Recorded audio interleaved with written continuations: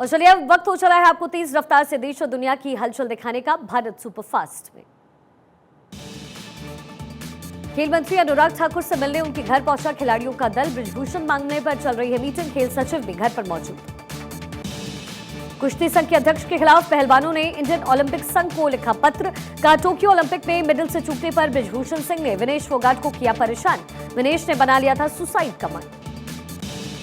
राष्ट्रीय कुश्ती प्रतियोगिता से लौटे 6 पहलवान। राष्ट्रीय कुश्ती प्रतियोगिता का किया बहिष्कार। पहलवानों के समर्थन में बहिष्कार किया गया। रेसलर्स के इस्तीफे और इस्तीफे की मांग पर डब्ल्यूएफआई अध्यक्ष बृजभूषण सिंह का बयान।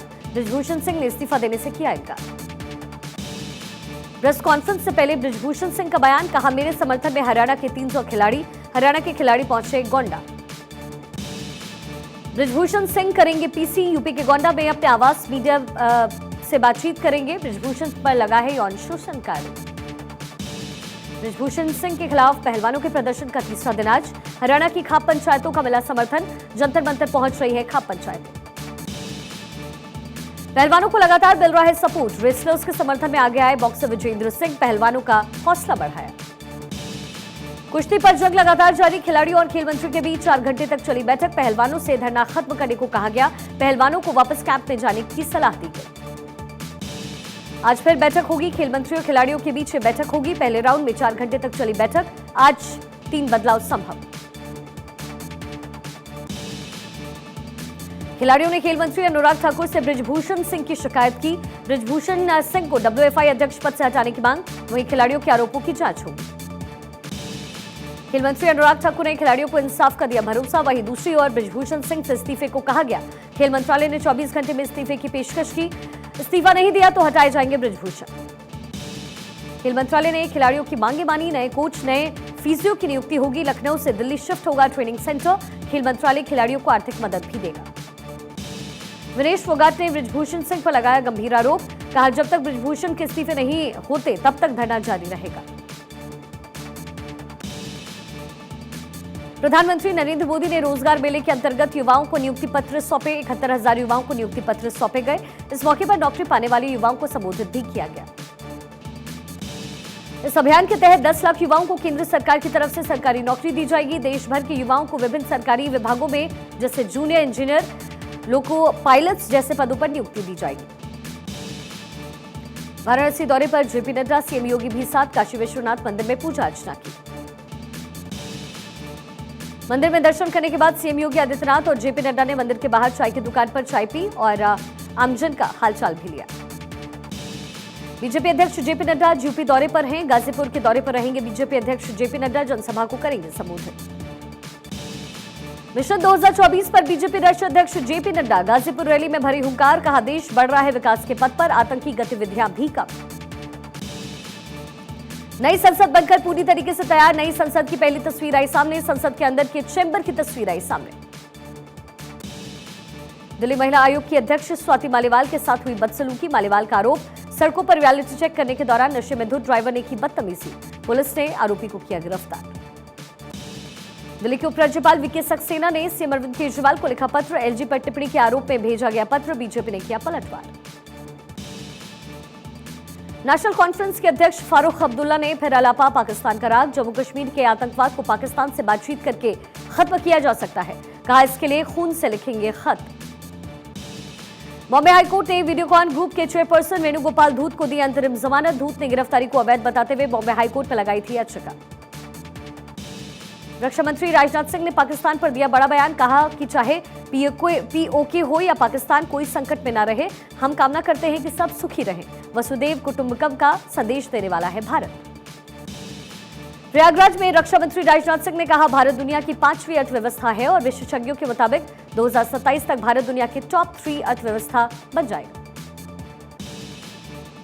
धीरेन्द्र शास्त्री उर्फ बागेश्वर धाम सरकार चमत्कार का दावा करके पूरे देश भर में विवादों में है। बागेश्वर धाम सरकार का आरोप है कि वो अंधविश्वास को बढ़ावा दे रहे हैं। धीरेन्द्र शास्त्री ने कहा मैं किसी से डरता नहीं हूं। उन्होंने ये भी कहा कि लोगों ने तो भगवान पर भी सवाल उठाए थे। सोशल मीडिया पर ट्रोलिंग के बाद धीरेन्द्र शास्त्री की सफाई। कहा लोगों ने भगवान राम को नहीं छोड़ा, मैं तो इंसान हूं। महाराष्ट्र की एक संस्था ने धीरेन्द्र शास्त्री पर अंधविश्वास फैलाने का आरोप लगाते हुए उन्हें चुनौती दी कि वो नागपुर में उनके मंच पर आकर अपने चमत्कारों को दिखाएं। अगर ऐसा नहीं कर पाते तो मुकदमा झेलने को तैयार रहे। नागपुर में बाबा की कथा का आयोजन किया गया। इस दौरान अंधश्रद्धा मूलन समिति के संस्थापक श्याम मानव ने अंधविश्वास फैलाने का आरोप लगाया। श्याम मानव ने चुनौती दी कि अगर पंडित धीरेन्द्र शास्त्री अपने चमत्कार को मेरे सामने नहीं करके दिखाया तो उन्हें 30 लाख रुपए का इनाम दूंगा। बेंगलुरु में दिल्ली के कंजावला जैसा कांड, शख्स को कार से घसीटने का वीडियो आया सामने। पुलिस ने 5 लोगों को गिरफ्तार किया। विवादों में जयपुर लिटरेचर फेस्टिवल, फिल्म समीक्षक अजीत राय ने की टिप्पणी। पठान फिल्म के समर्थन में उतरे अजीत राय, कहा शाहरुख के मुस्लिम होने से पठान का विरोध।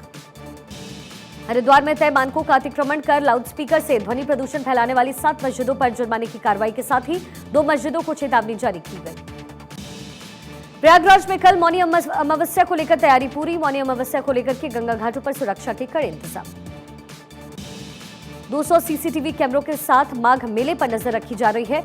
मौनी अमावस्या पर लाखों श्रद्धालु लगाते हैं आस्था की डुबकी। गाजियाबाद में एंटी करप्शन टीम का एक्शन। ग्रामीण अभियंत्र विभाग के जेई को 1 लाख की रिश्वत लेते रंगे हाथों पकड़ा गया। ठेकेदार से 17 लाख का बिल पास कराने के लिए मांगे थे 3 लाख रुपए। यूपी के सीतापुर में कांग्रेस नेता पर हुई फायरिंग। लखनऊ में कांग्रेस के ओबीसी प्रकोष्ठ के प्रदेश सचिव हैं पवन सिंह। प्रॉपर्टी को लेकर चल रहे विवाद को माना जा रहा है हमले की वजह। केरल में विश्व प्रसिद्ध सबरीमाला मंदिर में कपाट आज से बंद। विशेष पूजा पाठ के लिए बंद किए गए मंदिर के कपाट। 12 फरवरी की शाम कुंभ मास पूजा के लिए खोले जाएंगे मंदिर के दरवाजे। पटना में दुर्लभ रेडियो एक्टिव धातु की तस्करी का खुलासा। एटीएस की टीम ने 9 तस्करों को किया गिरफ्तार। यूरेनियम की डिलीवरी करने के दौरान गिरफ्तार किया गया। बरेली में महिला से गैंगरेप का मामला आया सामने। मेयर समेत 2 लोगों पर गैंगरेप का आरोप। मेयर ने आरोपों पर दी सफाई, कहा मेरे खिलाफ रची गई साजिश। यूपी के कानपुर में मनचलों की आई शामत। छेड़छाड़ के आरोपी को महिला ने चप्पल जूतों से पीटा। सोशल मीडिया पर पिटाई का वीडियो हुआ वायरल। पंचकुला में महिला कोच ने खेल विभाग की सीनियर महिला अधिकारी पर लगाए गंभीर आरोप। पीड़ित महिला कोच ने खेल विभाग के डायरेक्टर को दी लिखित शिकायत। राम रहीम के पेरोल से पहले नया विवाद। सिरसा के 5 गांवों में ग्रामीणों ने डेरा सच्चा सौदा के खिलाफ दिया धरना। शाह सतनामपुरा में 5 गांवों के लोगों की जमीन शामिल करने का जताया विरोध। राजस्थान के पाली में मकानों में दरार आने से दहशत। क्षतिग्रस्त हुए मकानों का जिला कलेक्टर ने किया निरीक्षण। तकनीकी विशेषज्ञों ने सर्वे के निर्देश दिए। हरियाणा के पलवल में होटल में कमरा नहीं मिलने पर हुआ हंगामा। हथियारों से लैस बदमाशों ने की अंधाधुंध फायरिंग। वारदात सीसीटीवी कैमरे में कैद। यूपी सरकार के मंत्री और प्रतिनिधिमंडल ने की अडानी ग्रुप के साथ बैठक। निवेश को लेकर हुई चर्चा। 10 से 12 फरवरी को लखनऊ में होने वाले ग्लोबल इन्वेस्टर्स समिट के लिए निमंत्रण भी दिया। हिमाचल प्रदेश की ऊंची चोटियों पर फिर से बर्फबारी। मौसम विभाग ने जारी किया अलर्ट। 23 और 24 जनवरी को भारी बर्फबारी की चेतावनी। कश्मीर के कुछ हिस्सों में भारी बर्फबारी और बर्फबारी का दौर जारी। बिगड़ते मौसम को देखते हुए एसएसजी और मुगल सड़क को किया गया बंद। केदारनाथ से जुड़े हिमालयी क्षेत्रों में बर्फबारी और निचले क्षेत्रों में बारिश होने की स्थानीय लोग खुश। बर्फबारी से शीतलहर की चपेट में आई केदार घाटी। उत्तराखंड में 23 जनवरी को प्रदेश के कई इलाकों में हल्की बारिश हो सकती है। वहीं 24 जनवरी को राज्य के कई इलाकों में हल्की से मध्यम बारिश का अनुमान। पिछले कुछ दिनों से शीतलहर की चपेट पर है उत्तर भारत को, अब इससे राहत मिलने वाली है। मौसम विभाग की माने तो अगले 5 दिनों तक उत्तर भारत में शीतलहर नहीं चलेगी। आज से 26 जनवरी के बीच एक पश्चिमी विक्षोभ का असर पश्चिमी हिमालय क्षेत्र पर नजर आएगा, जिसके कारण पहाड़ों पर बर्फबारी देखने को मिलेगी। इसके बाद 23 से 26 जनवरी के बीच बारिश या बर्फबारी की गतिविधियां बढ़ जाएंगी। पीएम गतिशक्ति राष्ट्रीय मास्टर प्लान के तहत गठित नेटवर्क प्लानिंग ग्रुप ने 3 परियोजनाओं की समीक्षा की और उसे मंजूरी दी है। Steel authority of India limited और साउथ इंडियन बैंक ने एक समझौता ज्ञापन पर हस्ताक्षर किए। इस एमओयू के तहत साउथ इंडियन बैंक देश भर में सेल के डीलर्स को सहायता उपलब्ध करवाएगा। हिंदुस्तान यूनिलीवर लिमिटेड को बड़ा मुनाफा हुआ है। कंपनी को 7.9% का फायदा हुआ। पिछले वित्त वर्ष की अक्टूबर से दिसंबर तिमाही में कंपनी ने 2,300 करोड़ रुपए का शुद्ध लाभ कमाया। केंद्रीय सड़क परिवहन एवं राजमार्ग मंत्री नितिन गडकरी ने कहा कि ट्रक ड्राइवर्स के काम के घंटे निर्धारित करने के लिए एक कानून लाया जाएगा। इसके साथ ही उन्होंने कहा कि साल 2025 से पहले सड़क दुर्घटनाओं को 50% तक कम करने का प्रयास किया जा रहा है। घरेलू हवाई यातायात में वृद्धि जारी। जनवरी से दिसंबर 2022 के बीच एयर ट्रैवल में तकरीबन 47% की वृद्धि दर्ज की गई। साल भर में तकरीबन 12.32 करोड़ यात्रियों ने सफर किया। सुप्रीम कोर्ट ने गूगल की NC-ELATE के आदेश के खिलाफ अर्जी खारिज की।